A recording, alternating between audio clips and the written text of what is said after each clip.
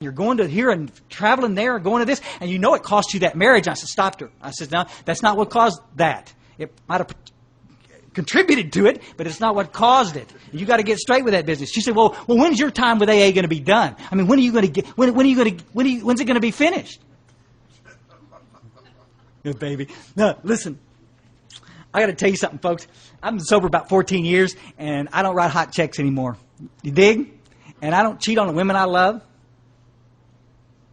I haven't eaten out of a single dumpster. Not one. Can y'all get down with this? I just bought a little house down there on the lake in Kerrville, in Ingram, Texas, for Christ's sake. I'd love to move it up here to New York if I could. I guarantee you that little house would be worth about $300,000 up here, I guess. It's a chicken shit dump down there. I don't know what to tell you, but I don't know how you guys do it. I'm trying to tell you guys, when I walked in here the other night, I mean, I could sit there and I hugged necks until my arms were cold. I mean, people that I met last year, and I got to be friends, and I got to put names with faces that I had talked to on the phone and emailed back and forth. I mean, that's what this is about. Life is so freaking exciting to be a part of a fellowship like this. And it's like brothers and sisters in arms here.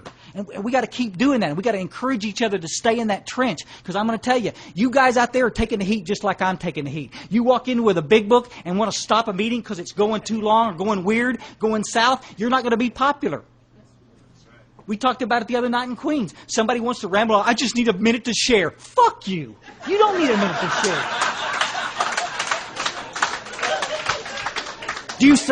Do you say it like that? No. No. Here's what you do. Because I leave the impression when I talk about it from the tapes, from CDs and stuff. Y'all get those tapes and you'll listen to it. You listen to it before you go in a meeting. Then you go in there and the first person that gets off the tape, you go, oh, it's like you kill them. You're like Rambo shit. And it's like, no, that's not what you do. The problem is not the person that's doing it. Who taught them to do it? We did. The problem is the formats that we're using in our meetings. If you don't want to hear that shit, stop going to stupid open discussion meetings. We've got way too many open discussion meetings as it is. Let's start some literature-based meetings, As Bill Sees It meetings, Big Book meetings, 12 and 12 meetings. Let's start literature-based meetings so that we can... And then you've got a topic out of the book, so there's no room to be talking about any of this other happy horse shit.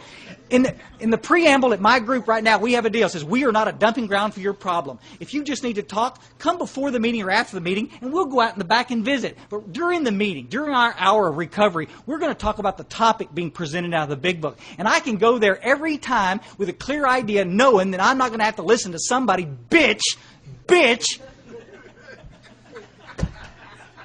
about the problem of the day.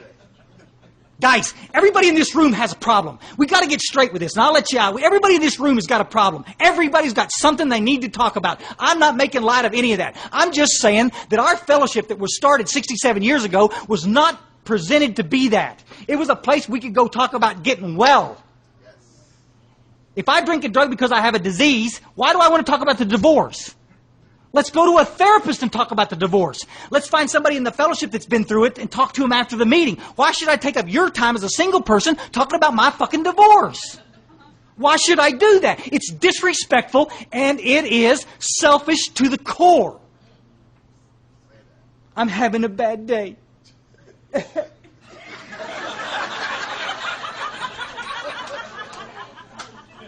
No, you're not. Let me tell you who's having a bad day.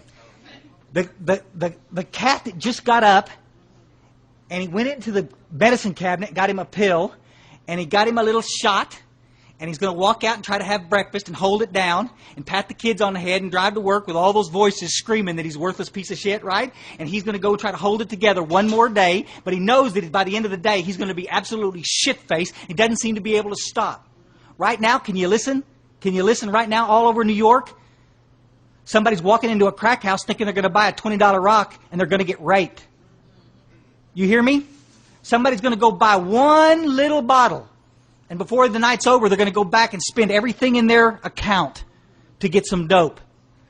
Those people are having terrible days.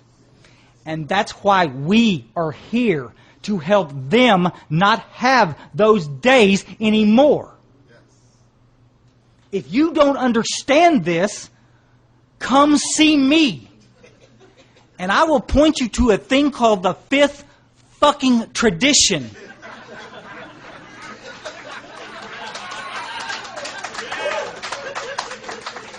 That says we have one primary purpose. That's to help the alcoholic and an addict who's still suffering. Can y'all get down with that? I'll tell you what I got in my briefcase over here, and I carry it always in my big book. I have a list of therapists. And when I see somebody that's in trouble and really needs a therapist, I have a list of lawyers. And when I see somebody that's in trouble and needs a lawyer, y'all follow me? I have a list of women's shelters. I have a list of abuse counselors. I have a list of just about anything that you need. And if you ever need some of those resources, you call me and I'll help you get hold of that. Because I'm supposed to be of help to everybody. Y'all follow me? And I'm going to try to help you get the help you need. But I'm not going to sit in a meeting like an idiot and try to be a junior therapist when I don't have the training or the knowledge to do that. We've got too many people talking out of their ass instead of talking out of here. We've got too many people trying to talk about shit in meetings that they don't know anything about. And you've got to stop it. You've got to stop it now. We have no opinion on outside issues. If somebody in your meeting is taking antidepressants and you want to share in a meeting about what you think about that, shut the fuck up. Because you're not a doctor. And your little opinion about what you think, we watch kill hundreds of people. Stop sharing your opinions in meetings. We have the message, clearly. Make sense, guys? That sound pretty rigid? Let me tell you real quick. Let me tell you what this does. This frees this entire group up to do what we do the best. It frees you up to be a friend. It frees you up to be a person that can love somebody else in the fellowship. You got the power to do something that nobody else in the world does. You know that therapy back there, that therapist back there that's not an alcoholic and addict? She can help you with all these other problems, but she can't help you with alcoholism and drug addiction. You can help because you've had experience with that. Make sense? Why are we taking the one thing that we can be useful at and pushing it aside and trying to do something that we're not trained to do? Why are we doing that? That's all I'm trying to say. You want to be a therapist? Go to school, get a license, and let's go. I'll send you some business. No, we need you. Treatment center. We're looking for a ton of help down in the treatment center where I work. We need people in the field if you want to go do that. But stop doing it in my meeting, please. Every one of you that are standing in the trench, thank you. Every old-timer in here that's got a day or two sobriety put together and are not going back out and trying it again just to... Thank you. If you're sober 30 days, bless you. Just think how much more power you're going to have at 60. Stop trying to do this one day at a time. Make a commitment. Make a commitment. We have... I love you people. We've got all the newcomers we need. Y'all understand that? We don't need any newcomers. We need the old timers that are here to stay here. If you're on that fucking relapse pad and you're tripping in and tripping out and tripping in, tripping out, I need to suggest something to you that you're being selfish to the core. Find out what you are, make a commitment, work the steps, and stay. At the end of our meetings, we don't do this keep coming back shit. We say stay. Stay. You're here.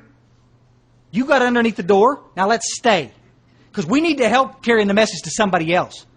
Treatment centers, I'm telling you one more time, guys, are not cutting it. We are not answering the crowd. There's too many of you out there that need help.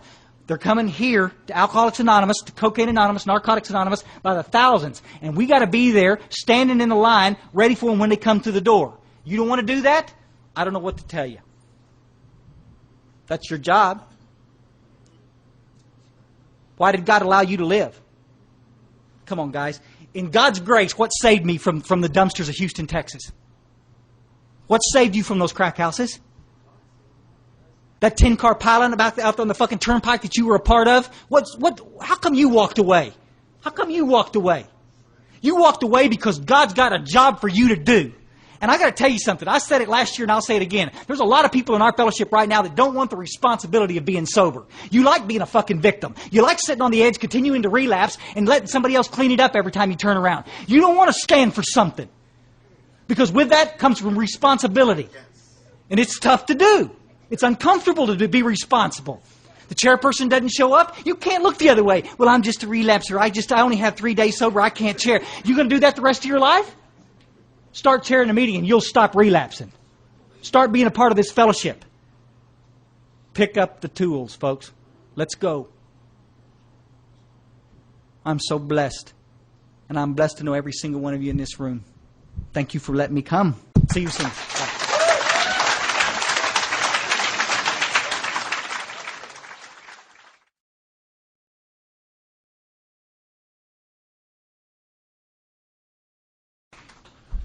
Morning, everybody. My name is Mark. I'm an alcoholic. Got a reading out of a book called Osho. I love the title, Live Dangerously. Nobody is imperfect.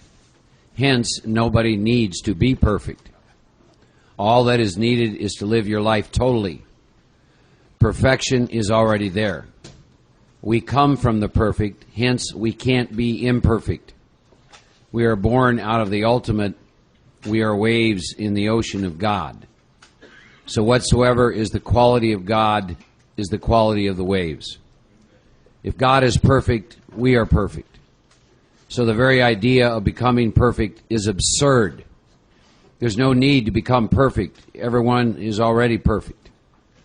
But we're not living that perfection in its totality. We are living at the minimum. We're not using our potential. We're using only a minor part of it. Scientists say not more than 7%. 93% potential is simply lost, and it was already there available for us to use. When you live 100%, you're really using the great opportunity that God has given you, and only at 100% the transformation happens, never before it. So my effort here is to make you love life as intensely as possible, to live each moment as wholly as possible, and slowly, slowly something will start unfolding in you, and you will start discovering yourself. The more challenges you give yourself, the more you will discover. Another reading out of The Way to Love by Anthony DeMello. How many of you are in a relationship? Raise your hands. Okay. I have something here that I'm going to encourage you to go home and say to that person, and then maybe ask them to see if they'll be willing to say this back to you. Think of someone whose love you desire. Do you want to be important to this person? To be special and make a difference to his or her life? You want this person to care for you and be concerned about you in a special way? Then if you do, open your eyes and see that you are foolishly inviting others to reserve you for themselves, to restrict your freedom for their benefit, to control your behavior, your growth and development so it will suit their interest. It's as if the other person said to you, if you want to be special to me, you must meet my conditions. Third column. Because the moment you cease to live up to my expectations, you will cease to be special. So pause now and ask yourself, is it worth paying so much for so little? Imagine you say this to the person whose special love you want. Leave me free to be myself, to think my thoughts, to indulge my taste, to follow my inclination, to behave in ways that I decide are to my liking. When you say this, you're going to observe one of two things. Either your heart will resist these words and you will be exposed for the clinger and exploiter that you are.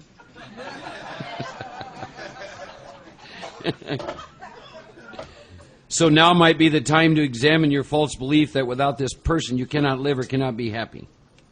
Or your heart will pronounce the words sincerely, and in that very instant all control, manipulation, exploitation, possessiveness, jealousy will drop. I leave you free to be yourself, to think your thoughts, to indulge your taste, to follow your inclinations, to behave in ways that you decide are to your liking. That's love. That's love. That which you love, you must let go of. Oh, I'm well rested this morning. Bed at 9 o'clock. I've known Mickey and Chris a long time, and other than missing spending some time with them, I have a clear sense of the intent and path of their heart. I'm glad they're in my life. I'm glad they're carrying the message that they're carrying. And so I hope you all enjoyed their presence last night, as I'm sure you did. It's nice to have fellow travelers, on the way, on the path. I'm going to talk about several things. One of the first things I want to talk about with you all this morning is steel on steel. I'm wearing a shirt that says steel on steel. And I may be the only one in this room that's had this happen, but in sobriety, trying to live a spiritual life, at times I have found myself up against self-delusion. And the problem with that is if you don't have people in your life that you've given spiritual consent to, very slowly and very gradually, this self-delusion can take you down a path which is certainly not in your highest good. And in some cases can take you back to alcohol. So having had that experience not once but several times, when I was in Kerrville, Texas in the early 90s, it was a very small town, 18,000, and I could not find someone in that town that had what I wanted. Understand this about me. Length of time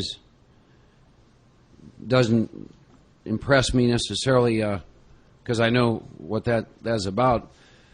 I've always just looked for people who have some things I want, and then my deal is I go up to them and I have a question: how did you get that way?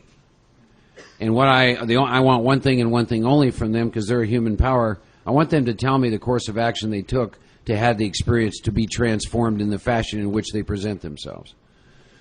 There was nobody in that town that had anything that I want. I was doing more work than anyone in the town, so I was starting to sponsor some guys, and having suffered from self-delusion and realizing the tremendous trap in that, one day I was reading the Bible, reading Proverbs, because I love stories. The Bible's full of great stories. And I'm reading Proverbs 27:17, and I read a phrase. It says, as iron sharpens iron, so one man sharpens another. Proverbs is full of the necessity of seeking counsel, even when you're Solomon, who was the wisest man on the planet at that time. I thought, well, if it's good for Solomon, it might be good for Mark. So I got a hold of the guys I sponsored and had them come over to the house, and I said, look, I want to do something. I don't like being rudderless in terms of accountability, so I want to start something, and a name came to me. I want to call it Steel on Steel. And what I want to do is I want to sit down and I want to meet weekly, and there's some areas that I want to discuss. And we all work with the path of consideration at that time, but the areas that I wanted to discuss, number one, were where was I very specifically with my program.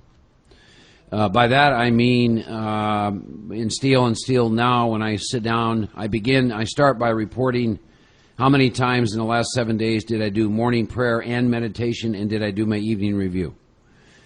How many times in the last week, how many meetings did I go to? Where am I specifically in the steps? If I'm rewriting inventory, be very specific about that. I'm in my resentment second column. If I am making amends, if I started with 20 amends, how many amends have I made since the last time we met? How many approaches are left to make? And we came up with a separate category for financial amends, because we discovered that we don't mind making amends, but boy, we hate paying the money back. And we wanted to be accountable for that. See, at some point in time in your spiritual life, you're going to start to understand that everything is connected. If you're dishonest with any one area of your life, if you don't think it's impacting every area of your life, you're absolutely wrong. So let me give you an example. I would be earning money and owing financial amends and could have been paying larger sums of money, and I wasn't, which means I was again being dishonest. I stole the money from them once to begin with, and here I am sober, quote, making amends, and I'm stealing again. And without that kind of accountability. And then I'm wondering why there's not much more money coming in. I had some strange things happen to me. Some of you that have made amends happen. When all the money got paid back, it was amazing how much more money came into my life. It's funny how that works, you know. Of course, in hindsight, I've often thought, well, you know, that would make sense. I owe this money. I'm unwilling to pay it back. Why would God bless me with a whole bunch of money when it's obvious I'm going to be dishonest and selfish with the money I've been receiving? So that was on Steel on Steel. If I was working with people, specifically, where were they in the steps? So that's basically a review of the circle and the triangle, very specific review. We reached a place where we'd take a timer and not have to report this information in 10 minutes. I'd set the timer and go. So I would report all that information, and then following that, normally sex and checks go hand in hand. So then I would talk about my financial life. See? And we would get very specific about our financial life, in terms of how much we're making, how much is going out, where are we at with savings, those kinds of things. If I was in a relationship, I would report on that relationship. All phases of that relationship, including the sexual energy of the relationship. Then I would report on relationships in the workplace. How are things going in that area? Then we would report on our physical health. Let me tell you something. That group of men, Chris was one of them. This is how nuts drunks are. When we started doing this, we all worked for a company and had great insurance, and none of us had had a physical in about 5 years. As far as I know, none of us had had our teeth cleaned. I mean, we had great dental and medical coverage, and we're sound asleep to this thing called our human body. It was just nuts. We weren't working out. Several of us were overweight. So we would report on our physical body. And then we like to finish with the definition of honesty. Say what you do what you say. And then what would happen is I would pull out a little notebook, and they would go around and give me considerations. And I could not defend myself. I could no longer elaborate and explain, which is real tough. All I could do is say thank you. I went through a real strange phenomenon because I'm sponsoring all these people, right? So I get the notebook and they start in, and they were not kind. And so you'd write the consideration, like Chris would give me when I look at him, I go, thank you. And I'd be saying to myself, I will get you. You're having that internal dialogue. We all went through it, every one of us. And so we'd get done, and then the next person, they would set the timer, and they would report all this information. And I'm telling you, that kind of accountability was at a far deeper level than I ever had with a sponsor. And it was to several men. And it has to this day remained a key piece of my recovery, of my spiritual life, that kind of accountability. We did that for several years. And I moved to Austin. I did it in Austin. When I moved to Dallas, I did it in Dallas. So, and when the men that I sponsor and work, I normally meet with them once a week, and they'll come over at the house, and I have a 2-page form, Steel on Steel. And instead of this general whining, bitching, and moaning and complaining and stuff, they basically will just report very succinctly Steel on Steel, because it's a capsule of their whole life. Now, we discovered a very strange phenomenon as a result of this. When we were reporting on the first part of Steel on Steel, which is spiritual living, it was incredible how smooth the rest of our life went. However, when we begin to report that we were not doing prayer and meditation and not doing evening review, and we hadn't done much with the steps, and we weren't going to very many meetings, and we weren't very active in sponsorship, it was amazing how the rest of our life was very problematic. Wow, isn't that interesting? See, AA does a weird thing to you. You come into AA and you're used to try and hit all your problems head on and manage your life. AA says, no, come over here and work the steps, come to know God, and the rest of that shit will take care of itself. What? Yeah, no, don't worry about the job, write your inventory. No, I got to get it. No. So, so I throw that out there for your consideration. Over the years, several people around the country have started Steel on Steel. There is a lot of resistance to it. Why do you think that is? A lot of accountability. One story about that, financial amends, has a guy show up to Steel on Steel. This guy had owed child support for years. He had made the approach. He was getting a chance to spend time with his daughter again. He was paying out this child support, and he was way behind, doing the right thing. And he'd been going along about 6 months. So this is how nuts alcoholics are. And he had a car that was paid for that ran very well. This is a guy when I was down in Austin. And he shows up at Steel on Steel. And he's all excited. So what happens is he starts to report. And when it gets to financial, he reports that he's now going to go buy a Z28 that's got a car payment of about $500 a month, and that he's going to get financing, going to be able to pick that up in a couple days, and he's just all animated and excited. So we keep going along, and he gets done, and so it came my time to give him a consideration. I said, I would like you to consider the idea, do you believe that you can stay sober, stealing more money from that little girl and that little girl's mother by driving that Z28? And he looked at me and said, would you give me a little more clarification? And I said, you are years behind in child support. You have a car that is paid for that runs very, very well. And your desire for a Z28 is about your selfishness. And I said, the guilt of what you have not done for that child will eat you alive and you'll get drunk again. So what I want to report is he did not buy the Z28, but he realized what a faux pas he had made, because it made the group realize he could have been paying even more in child support. So he upped his child support payment, and he had to say thank you. A lot of great stuff happened off that. A lot of great stuff in every part of our lives. So I throw that out for your consideration. A lot of people have asked me about that, so I wanted to talk about it. I have found from experience, don't make the groups more than 4 or 5. But I find that to be a very strict spiritual discipline that I have followed that has been so beneficial in my life. So again, I throw it out for your consideration. We spent a lot of time, I'm not sure what all Joe and I have talked about. Lots of different stuff. I want to talk a little bit more about steps 5 through 9 with you all. Then Joe's going to share a little bit. We'll take a break and come back, and then I'm going to do my final piece because I'm going to catch a plane back to Dallas. So let's talk a little bit about 5th steps. I was trying to think from 91. I believe from 1991 to this moment, I personally have probably read my own inventory, I would say, a minimum of 40 times, if not more. I'm sure the number is probably higher, because I started doing multiple 5th steps in 1994. If you want to get experience in giving 5th steps, write inventory and read them. If you want to get experience in listening to 5th steps, listen to a lot of them. I don't know what the number is. It's in the hundreds of 5th steps I've listened to. So I have some experience with this. So I want to share a little of that experience. Number one, for me... Your 5th steps don't mean the same inventory that many times. Pardon me? New inventories, not the same one that many times. Oh, yeah.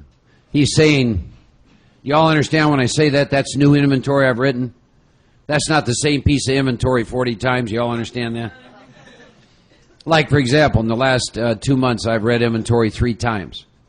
That's current inventory. That's the only thing I'm interested in. I'm interested today, as I sit here this morning, I'm interested in the stuff today that I'm up against that will turn my life into dis-ease and then ultimately take me back to a drink. I'm not interested in anything else. I'm current. There's nothing back there.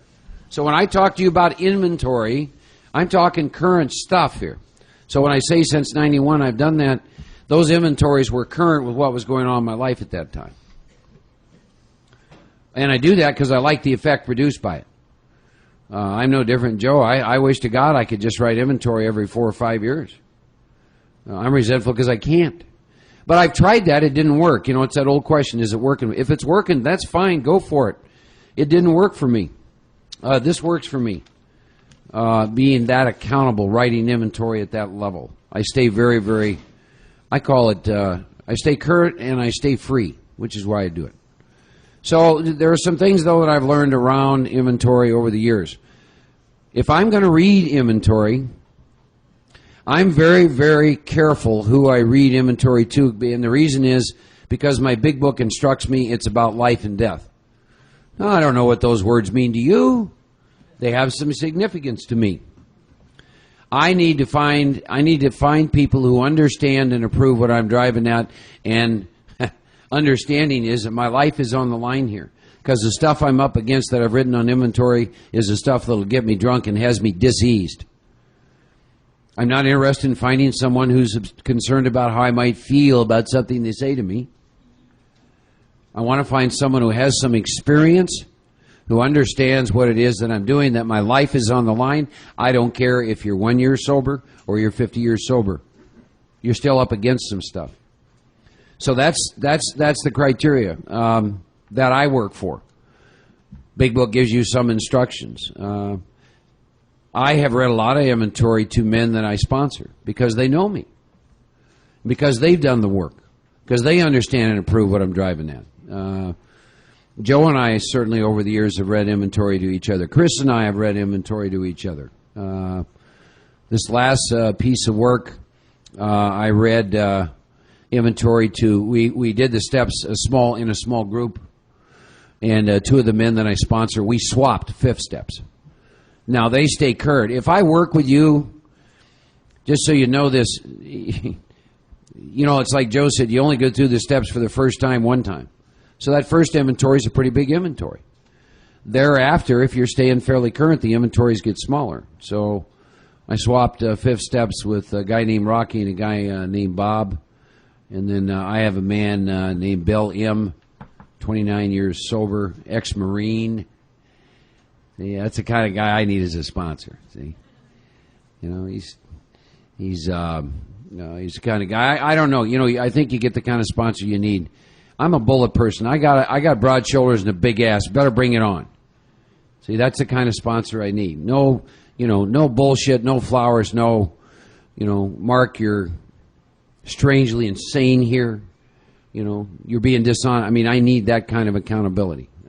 We don't need to sugarcoat it. We don't need to flower it. And Bill fits that role. So I read the inventory. We begin pretty much with a similar process depending on the setting and circumstances. But if we're going to do it at my house, we're going to meditate for a little while. I like to burn sage, which is a Native American tradition I learned, to purify myself in the room for this juju stuff that's going to come out of this drunk sitting across from me, contaminate my home and pollute my home, and then we like to read the instructions out of the Big Book about what we're doing, to get very, very clear about the purpose of what we're going to be doing in this fourth and this fifth step. And I want to highlight a couple things. Now, I know there's a lot of people that do them driving in cars and all that other stuff. I just know when my life's on the line, I'd like the guy to be paying just a touch more attention to me than that. So one of the things I like to do, we'll start on page 70. There's a couple things I wanted to mention, and I have them read in first person, the instructions for the fifth step. But it talks about, if I've been thorough about this inventory, I've written down a lot, I've listed and analyzed my resentments, I have begun to comprehend their futility and their fatality, and I make them explain to me, do you see the futility of resentments? Do you see the fatality of it? I've commenced to see the destructiveness. I've begun to learn tolerance, patience, and goodwill toward all men, even my enemies, for I look on them as sick people. I like to ask, has that happened to you? If that has not happened, they've missed a whole bunch of stuff in inventory, in the writing of the inventory. I've listed the people I've hurt by my conduct. I'm willing to straighten out the past if I can. In this book, I read again and again, faith did for me what I could not do for myself. I hope that I am convinced now that God can remove whatever self-will has blocked me off from God. Your self-will cannot eliminate your self-will. You understand what I just said? My experience is God is the only one who can remove self-will. Our vehicle for that is steps 4 through 9. My experience is you can't pray away self-will. You can't think away self-will. I know there's these people that are so spiritually evolved, they tell me they do 4-column inventories in their head, and I say, oh, that's real cute. Oh, I can see my stuff, Mark. Column 1, 2, 3, 4 in my head. Oh, that's great. Says if I've already made a decision, my third step in an inventory of my grocery handicaps, I've made a good beginning. And then we turn the page in chapter 6 into action. Toward the bottom of the page, 5 lines up. If I skip this vital step, I may not overcome drinking. There's that connection between that first step, isn't it? Dying an alcoholic death. See? Top of page 73, I took inventory, all right, hung on to some of the worst items in stock. That's, again, for me, a key indicator about who listens to this fifth step, being able to pull some of that stuff out of me. More than most people, the alcoholic leads a double life. This is back to the theater of the lie. He or she is very much the actor. To the outer world, we present our stage characters. This is the one we want our fellows to see. We want to enjoy a certain reputation, but know in our heart we do not do it. And then I like to read this next section from a position of sobriety, if I'm doing it with someone who's reworking the steps. The inconsistency between my stage character and my heart and how what's really going on is made worse by the things I do on my sober sprees. Coming to my senses, I'm revolted at episodes I very clearly remember. These memories are a nightmare. I tremble to think someone in AA might have observed me. So as fast as I can, I push these memories far inside of myself. I hope they never see the light of day. That keeps me under constant fear and tension. That makes for more untreated alcoholism. My friends are inclined to agree with me. I seldom told them the whole truth, nor did I follow their advice. I must be entirely honest with somebody if I expect to live long or happily in this world. To me, that's both a promise and a warning. Then you get some more instructions. Then at the top of page 75, about 5 lines down, I explain to my partner what I'm about to do and why I have to do it. My partner better realize that Mark is engaged upon a life and death errand. How many of you have ever had that sentence as a topic in a meeting? Not a single one. Isn't that interesting? There's some interesting sentences in here that have never been a topic in a meeting of AA, like holds the key to my future, realize I'm on a life and death errand. Sometimes I have to ask myself, what are we talking about in these meetings? What are we really talking about in these meetings when I think of what's in this book and what is available to us? 10-step. I've entered the world of the spirit, new sixth sense. There's some incredible stuff to talk about in our meetings, but that'd be a great topic for you guys to throw out at a meeting, is share your experience with what it means when it says you're engaged in a life and death errand in the reading of an inventory. What does that mean to you? What has been your experience with that? What does it mean when they say life and death errand? Pocket or pride and go to it, illuminating every twisted character, every dark cranny of the past. And then we do the inventory. I get very, very involved in the listing of a fifth step. This person's life is on the line. A lot of focus, third and fourth columns. Fear inventory, selfish, self-centered sexual misconduct. Where are they at fault? See, it's their inventory. Thorough self-examination. Standing, buck-ass naked, right? And you ain't so hot no more. Don't care how long you're sober. You got your crap all over the place, right? Inconsiderate here, selfish here. Boom. See, I've listened to some inventory with people. I think the longest sobriety was 42 years. There's very little difference between what was read to me by that man at 42 years sobriety and what was read to me recently with a man with 6 months. Just has a different face. Same selfishness, same dishonesty, still going on. Why? Because that's a human condition, that's why. Length of time away from a drink doesn't remove you from being a human and making mistakes, see? So we get done with that process. I do like to ask a question at the end of it, and that is, have you withheld anything? If they're new, the sphincter always tightens, and they say, what do you mean? And it's normally something sexual. So I like to get all that out, see? Another reason I normally will take pieces of myself and almost share it with anybody I'm swapping fifth steps with. And the reason is I want them to understand there ain't nothing special going on here. There ain't nothing special about me. I'm just like you. I've missed the mark a lot and made a lot of mistakes, and a lot of those I made with a lot more time sober than this person. And that creates a sense of ease and comfort in them, see? So we get done with that, and then I like to read, these are the fifth step promises. Some of the most powerful ones in the whole book.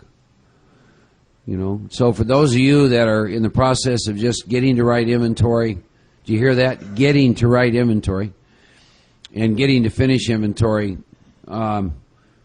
Here are the promises of that experience when you get done with the fifth step. Fifth step promises. Once I've taken this step with holding nothing, I can be delighted. I can look the world in the eye. I can be alone at perfect peace and ease. Check these promises out. My fears fall from me. They fall from me. I begin to feel the nearness of my Creator.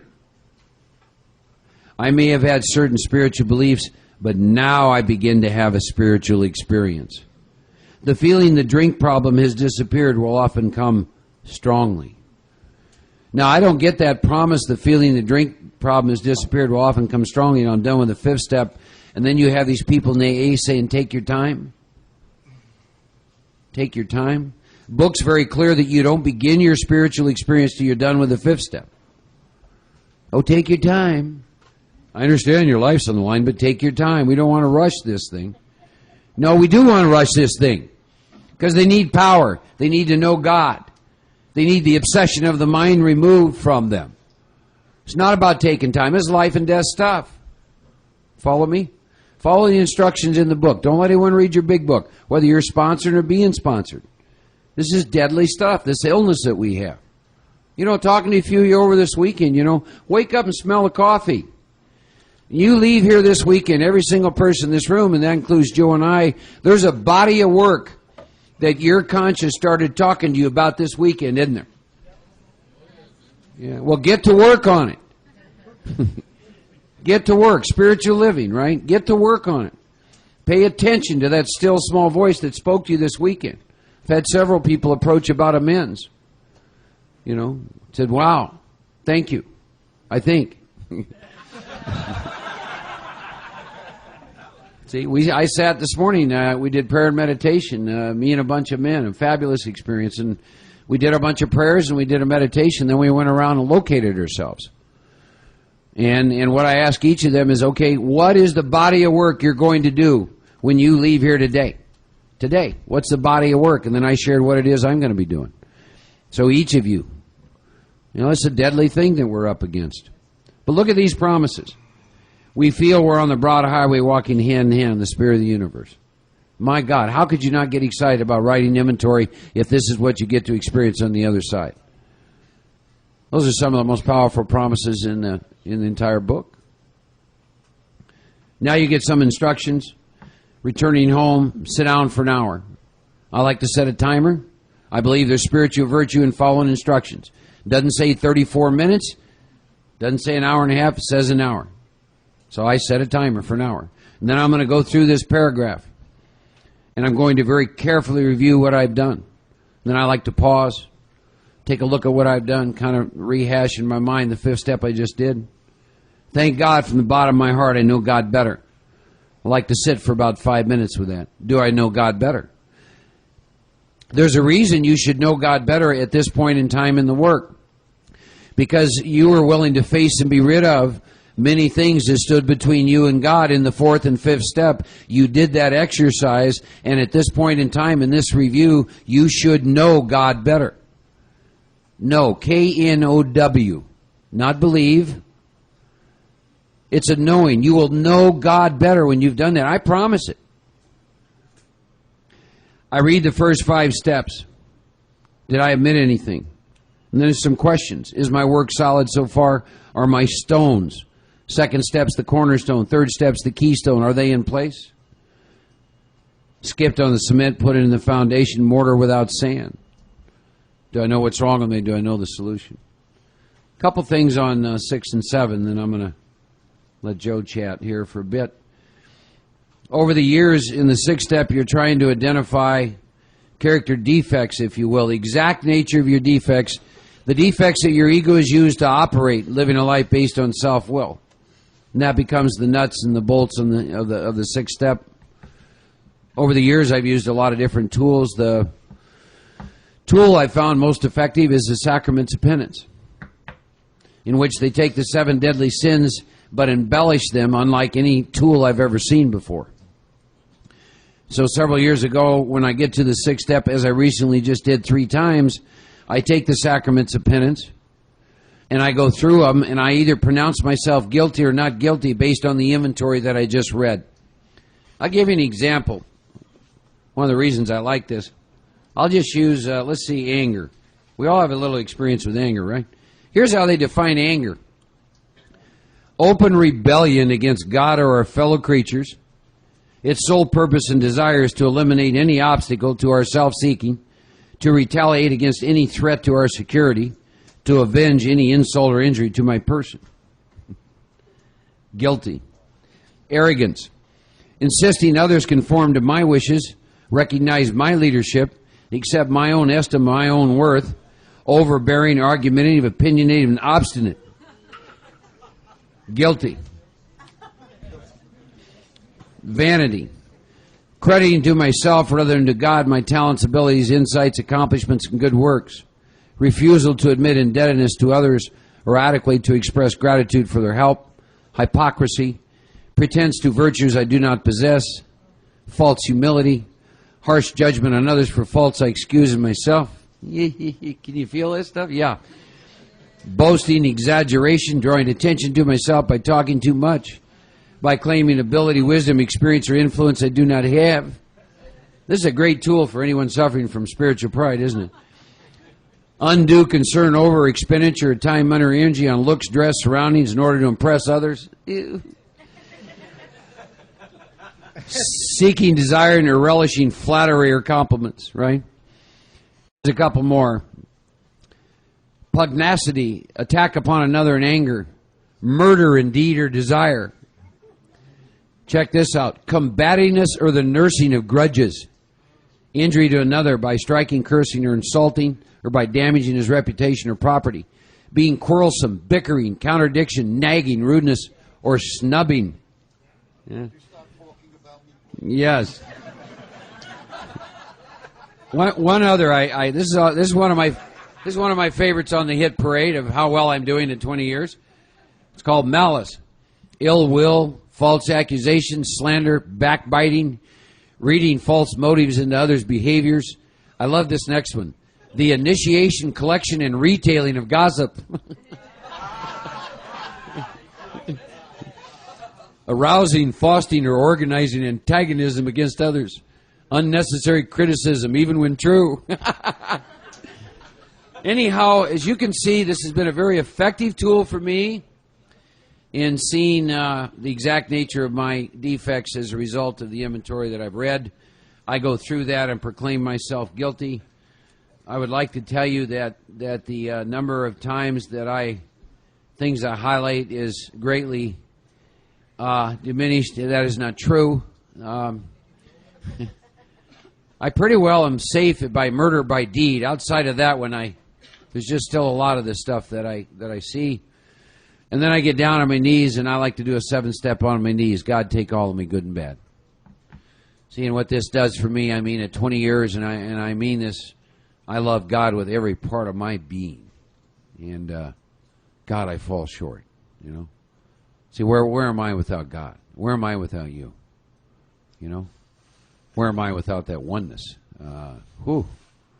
See, what I am is I'm alone and I'm separated and I'm drunk again. So I use this as a tool because it broke my heart open the first time. I had a lot of spiritual pride the first time I used the sacraments of penance, and it broke my heart open. And it keeps it broken open, and that's exactly where it needs to be. So that's all I got for now. Good morning. My name is Joe Hawk, and I'm an alcoholic. It's good to be here this morning. We're going to go till 10. We're going to take a break. We're going to come back at 10:15, and because Mark has a flight to catch, he's going to talk until he's done. 9, 10, 11, and 12. You can't talk about 10, 11, and 12 without talking about 9. You can't do much with 10, 11, and 12 until you've stopped talking about 9. You know what I mean? A lot of people talk about making amends. But we talked yesterday about how do you know when you're willing to make amends, you start to hear really strange noises. Ding dong, knock, knock, knock. Hello, this is Joe Hawk. Do you remember me? No, I don't. Oh, I thought it was going to be a big deal. You know, this is Joe Hawk. Do you remember me? Yes, I do. You fucking hurt me. Oh, I thought it was going to be no big deal. You never know. When the book says 9 times out of 10, you'll be amazed, it doesn't say comfortable. I always think amazed would be comfortable. I mean, I've been amazed at some really uncomfortable stuff. Yeah. But the glory on the other side of your first set of amends, you've entered the world of the Spirit. The work will never be the same. You'll never do it without power. Your life will never be the same. So we're going to go back to that basic question, because I'm hearing it all over the country. Have you had a spiritual awakening as a result of the steps, or are you telling people you've been through the steps when all you've had is a spiritual awakening as the result of 1 through 9.5, 9 3/4, 9 3/8, and you got those ones that you're not talking about because you've elevated yourself to a position in your group where you couldn't possibly talk about that. But you're telling people that you've been through the steps 3-4 times, and you still have unfinished amends. You wouldn't tell them if you hadn't finished 4. You got that much dignity. You wouldn't tell them if you hadn't finished a 5th step, because you got that much dignity. You haven't fallen victim to working on your defects or trying to fix yourself in 6 or 7. But you got that stuff. You got that stuff. You got that armed robbery. You got that one relationship. You got that debt. Oh, I got to have enough to go back to him in my pocket before I can go back to him. The full amount. That's ego. My sponsor said when he had a $5,000 debt and he went to the guy with $50, it was one of the most humbling experiences he ever had. Right? You got to start asking yourself, have you had a spiritual awakening as a result of the steps or not? We've talked about a lot of stuff this weekend.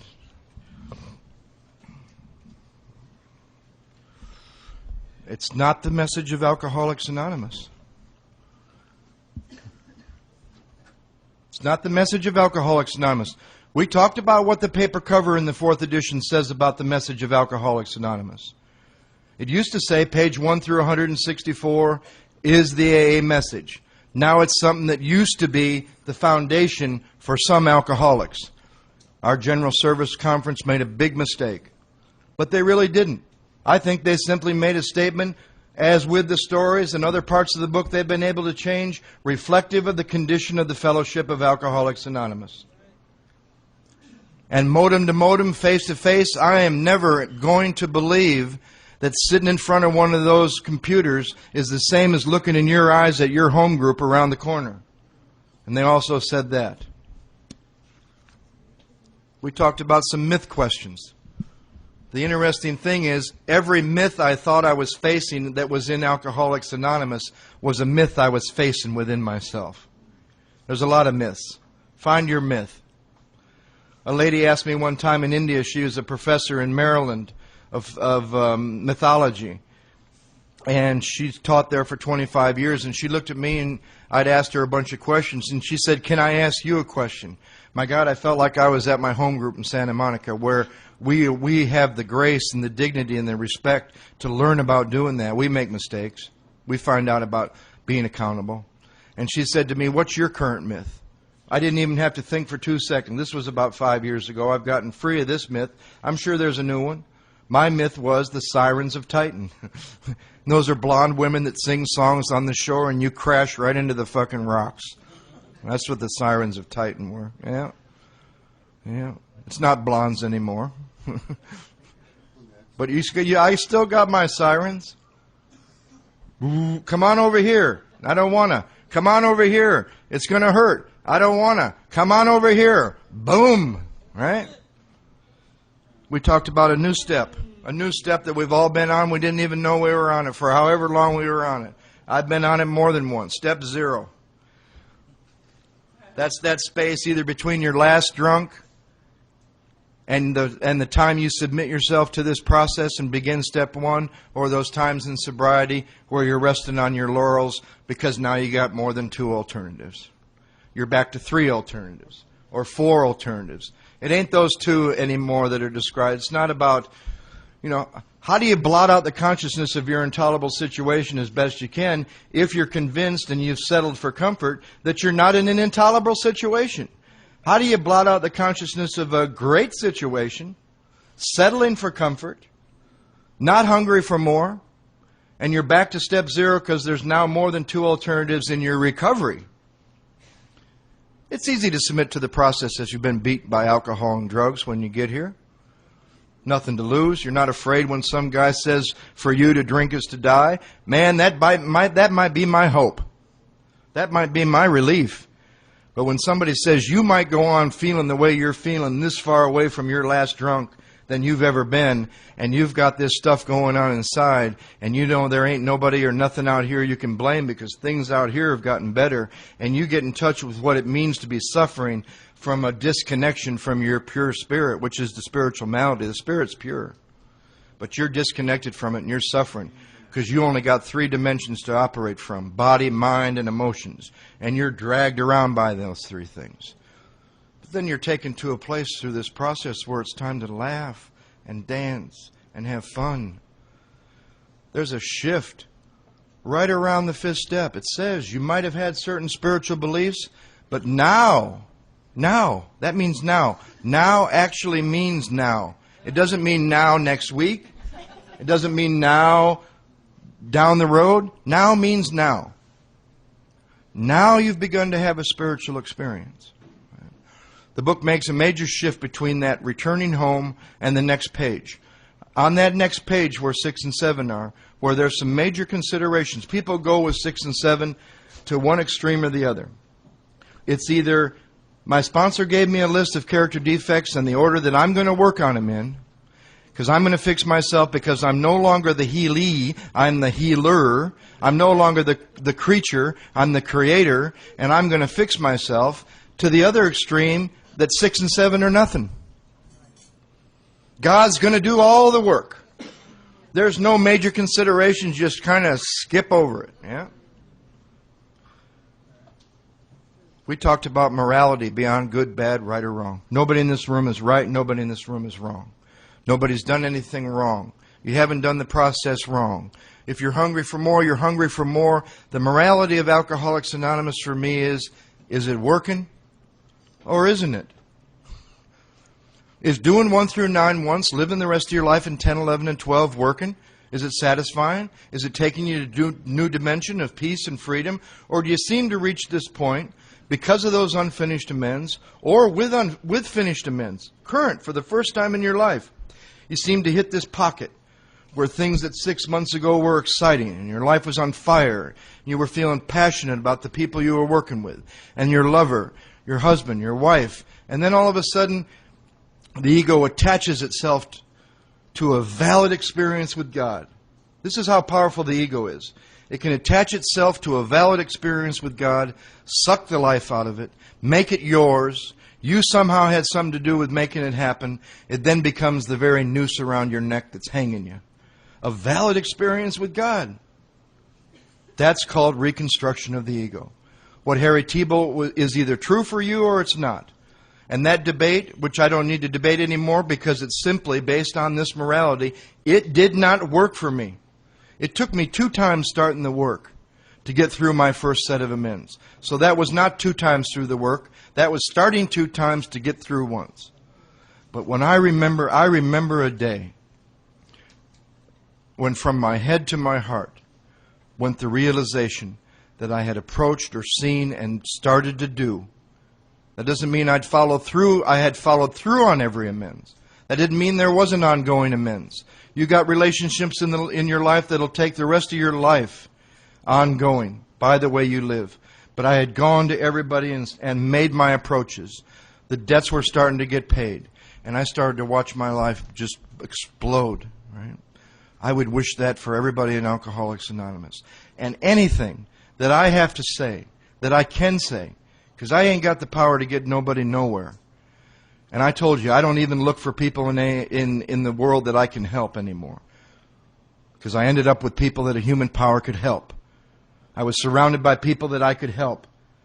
I look for mad dogs that nobody can help, that are beyond human aid, and point them to that which can, those that are beyond human aid. I quit looking for people. I quit helping others. I quit thinking I was carrying the... At one point I thought I was actually the holder of the message of Alcoholics Anonymous. All I do, I just got some experience. I'm just a fuck up with some experience. And a lot of grace. And that's where I see the grace, in the mistakes, in the amends. When I'm sitting across from you 15 years sober, and I can't say that when I lied to you I was drunk, because I'd much rather make amends for being drunk and committing an armed robbery and going back to the person that I robbed or the Battle Creek Police Department than say to you that at 15 years, out of absolute disrespect to the trust that we had in our friendship, I lied to you 15 years sober. There's where the grace of God is. There's where the grace of God is. Not in the great works. The great joke on me is that I've had to do a lot of work to realize that it's not the work that I've done that's given me what I have. We talked about using a prayer when you start this work for an open mind and a new experience. We talked about 4 or 5 basic questions to answer. And if you're working with someone, you answer them too, because if you sponsor people and you're not just collecting babies, that's what they call them where Mickey and I live. Babies. I don't have babies. I don't have sponsees. I don't have proteges. I got friends that are sick just like me, and we get to watch and experience the grace and the glory and the power of God. Walk hand in hand. I'll go right there with you. I don't have to live there, but I can go there. I can go to the first step. I know what it was like. Doesn't do me much good to remember it. It might do you some good, but I don't put much on it anymore. Because that's not what it's like now. Matter of fact, I even said that wrong. A lot of speakers think that our book says we're supposed to share in a general way what it was like, what happened, and what it's like now. That is not what the big book says. It says we're supposed to share in a general way what we were like, what happened, and what we're like now. Because I don't know what it is. It changes from me to day. One day you're it. One day she's it. One day the money's it. One day it is it. I don't know what it is. But I know a little bit about myself. And in the 4th step, sometimes I got to face what I'm not facing anymore what I do drunk. I can't tell you the last inventory that something from the past came up. Once in a while, I have to face what the fuck I do with power and glory and grace in my life. With power. Looking at a period of time when I was in every one of my inventories, when I start one, it's because I've been in 10, 11, and 12 for a while, thinking I've reached some state of perfection. I'm like above it all. I'm just floating along. And then I submit myself to this. I usually hit bottom with current unmanageability. Here I am. And it feels like you're up against a new wall and you just can't seem to, even with power, you don't have enough to push yourself through the current stuff because you haven't done what's necessary to get through it. You're just up against it. You're either going to go around it, around it, around it, or you're going to face it. You answer these questions. Is this work what I want to do again? Am I willing to go to any length, although I might not know what that would look like or where God might take me? I didn't want to leave Santa Monica, but I got taken to a place that was like living in heaven the last 5 years.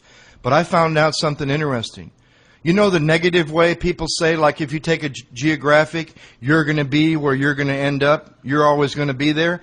Check this out. If you get to a place within yourself where for the first time in your life you want what you have rather than wanting what somebody else has, you know what? I want what I have today. And I've never felt that way about myself for a long time in this program.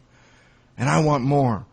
Because what I have is a personal relationship with God that sometimes I take for granted. Do you know how many people in churches and therapy offices and spiritual programs and movements want with all their heart what we take? You know, imagine going to some places in the world and saying, What have you done in the last 10 years? I haven't seen you at the church for 10 years, or your high school reunion. You say, I've developed a personal relationship with the creator of the universe. It's really no big deal, but, we take it for granted sometimes what we're given. The keys to the kingdom. My God, we can avert death. Promises me that. We can go where alcoholics aren't supposed to go. We can live at perfect peace and ease. We can sit alone at perfect ease and comfort. That's after a fifth step, when you haven't withheld anything. And you want to know if you've done a thorough fifth step? When the fifth step promises start coming true. Now. Sometimes quickly, sometimes slowly, with all of them. Can I go home? Review what I've done. I'm going to have to talk a little bit more, but about 5 through 9. But we'll come back at 10:15, and we'll let Mark go until he's done, and then I'm going to do a couple sessions and question and answers. So let's come back at 10:15.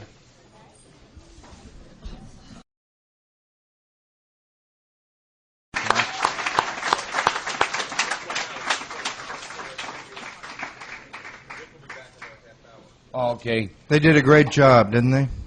Yeah.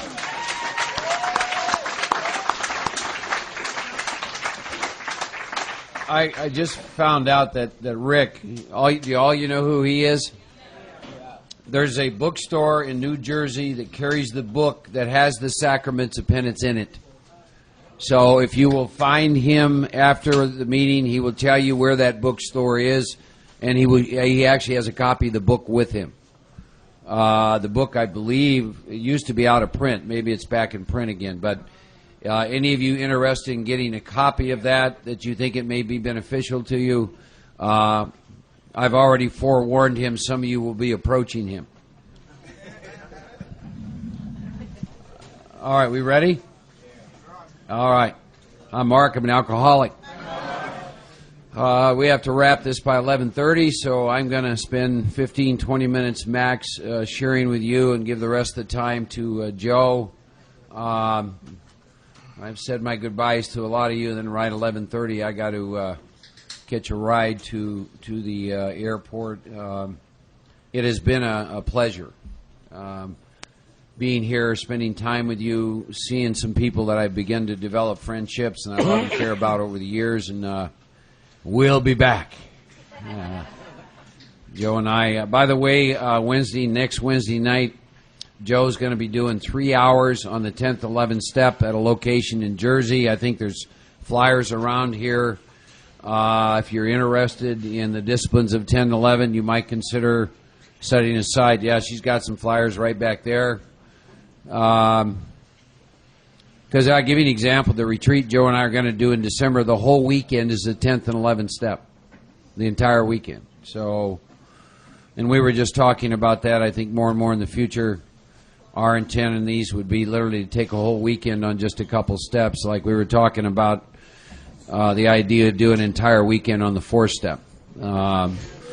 Much more specific stuff, because it's very difficult to go through the, steps.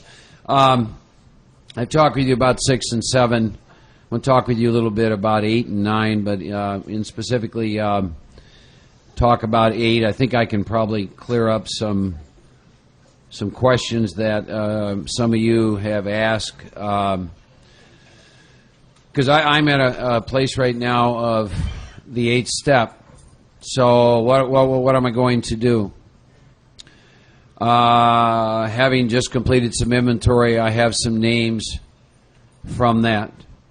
So they will go on my list. I will take probably a minimum of 2 weeks, and in prayer and meditation, ask God to show me anyone else that I might have harmed in the course of the last year that I have not been awake to. Every time I do this, several things happen. Is more names come. Number one. Number two, some stuff will bubble up from the past. I've yet to do this when something did not bubble up from the past. Then I will I'll have my list. I also like to do something else I've learned over the years, and Joe and I do this with each other, is people that I care about and interact with quite a bit. Many times there's never any inventory to write on them, but those relationships are important to me, and I just like to ask the question, is there anything I might have done to create any harm? It's because I like to keep it clean between us. Chris Raymer and I do that every now and then. And so I'll do that as well with some of my pals. Just sit down and say, I'm on the ninth step and nothing came up, but I just want to know in my relationship with you, have I done anything to create any harm? And then sometimes there is, and then sometimes there isn't. So you might consider that. People who we're close to sometimes, we'll do that.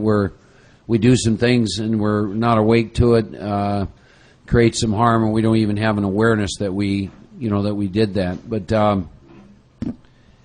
when you get to the eighth step, it says we need more action, without which we find faith without works is dead. So let's look at steps 8 and 9. They're together. You've heard Joe and I talk considerably about 9, but 8 and 9 are together. We have a list of all the persons we've harmed to whom we're willing to make amends. We made this list. We took inventory, so that's one place you get names. We subjected ourselves to a drastic self-appraisal. Now we're going to go out to our fellows, repair the damage done in the past. We're going to attempt to sweep away the debris which has accumulated our effort to live on self-will and run the show ourselves. If we haven't the will to do this, we ask until it comes. For me, that's a fairly simple no-brainer. Let's see, die an alcoholic death, make the amend. Okay, I'm past that one. Remember, it was agreed at the beginning we'd go to any links for victory over alcohol. So you make this list. I was talking with Bart at the break, and I've had a lot of freedom in making the list itself. Now, book talks about in terms of making amends, harming others, etc. There are people who it became obvious for various reasons that an approach was not wise. Say maybe it's ex-wife who's remarried or girlfriend. Maybe it didn't end on too good terms. They're in another relationship. They're in a marriage. I'm not about to go dipping in there and do some things. So I've done many different things along these lines. I have had some people who said, I never want to see you again. Am I willing to sit across? Absolutely. There is an instruction here. If you can't see people, write a letter. And I was telling some people, this is something else I've done, is I write a letter as though I was sitting across from the person. I will find a member of Alcoholics Anonymous. If it's a female, I find a female. If it's a male, male. And I read the letter. And I'm willing to sit down and to make the amends. Bart and I were talking. He had a couple of those. Freedom comes in that process. Freedom comes in the willingness in the 8th step to go set this stuff right. So it'll happen. That happens sometimes in the 4th and 5th step. Sometimes I've gotten free in the writing. Sometimes I got free in the 5th step. Sometimes I get freedom in the making of the list. Sometimes I get freedom in the making of the amends. So, it does both. Some of my own experiences with amends. I had an extensive list. I lived in 6 or 7 states. I was like the big book says. I was a tornado roaring through the lives of others. There's no other way to say that. Companies that I worked for, bosses I had, fellow employees, girlfriends, male friends I had, family, brothers, their wives. I was an absolute tornado. For those of you who have this concept of I didn't really harm too many people, turn to Channel 37, watch some of the episodes on a tornado. Get some idea of what tornadoes do to a town. Maybe it'll pull you a little bit out of that delusion. I had, for me, there were a lot of financial amends, a sum of money that I felt that I just couldn't get to. I hadn't filed taxes for many years. It took me 14 years to pay back the Internal Revenue Service. Matter of fact, I'm still grieving that loss. It was the most intimate, longest-term one I've ever had. But I hadn't filed for 7 years. Paid all the money back. Sitting across from parents and brothers and I had a sister-in-law who wouldn't let me make amends to her for 6 years. She thought I had something to do with my brother going to penitentiary, and that's because I had something to do with my brother going to penitentiary. And she was a little angry about that. Fortunately, it wasn't there very long, but she called me up after 6 years because I made the approach, and she was very clear she didn't have anything to say to me, and there wasn't anything she wanted to hear. And I think 6 years went by, and she made that call, and she said, "You remember that thing you do in, that amend thing you wanted to do?" She said, "Yeah, I'd like to listen to that now." So, and she and I talk with some frequency. Boy, I had to go back to a bunch of states. I had to go some employers. I work for 3 major companies. 2 of those were insurance companies, blue chip companies.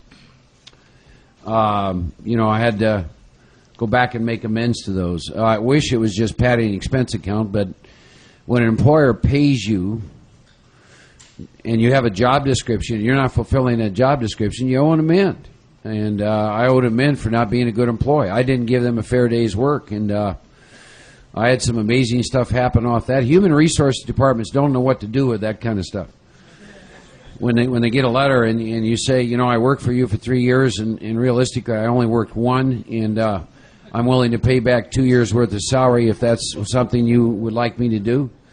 I did that with a company in Pennsylvania. I worked for them 1 year, and they paid me $28,000, and actually I worked about 1 month probably. And so I had other things I was doing, and I had a boss who didn't live. I saw him 2 times in that year, and it's exactly what I did. I had some idea of how much I padded the expense account, and the boss had long since left, so the only thing I was left to do was write the Human Resource Department, and I got very clear on there what I thought I owed him and everything else, and the guy actually called me back, and he said, "Here's what you can do to set this right.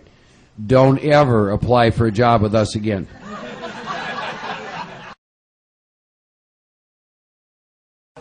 And he was thankful. He quizzed me a little. He said, "I've never in my life gotten a letter like this, where you had someone who was willing to pay back a salary that we paid." So he had some questions about that, simply because he had never experienced it. So I had some of those. Joe's mentioned briefly, parents. How do you make amends? Through the process of amends that I botched, I learned one of the ways in which I harm people that are real close to me is that I rob them of emotional security.